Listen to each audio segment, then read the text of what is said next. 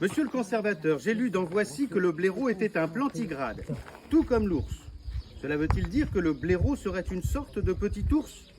Eh bien non, ma chère Martine, car dans la grande famille des plantigrades, il y a aussi l'espèce humaine.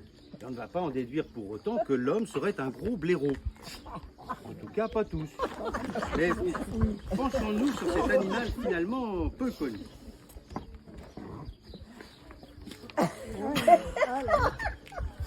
Alors le blaireau est un mammifère trapu et court sur pattes. Ah, il est donc parfaitement adapté à la conduite d'une Porsche par exemple, ou d'une BMW. Le blaireau mesure en général 70 cm, 80 cm avec la queue, qui mesure même une petite dizaine de centimètres, ce qui explique probablement la Porsche ou la BMW. Alors, le blaireau a longtemps été décrit comme un animal territorial et très solitaire, alors qu'en fait il n'est pas rare d'en rencontrer en groupe, au congrès annuel des sociétés de chasse par exemple, ou encore en masse sur les plages de la Côte d'Azur au mois d'août.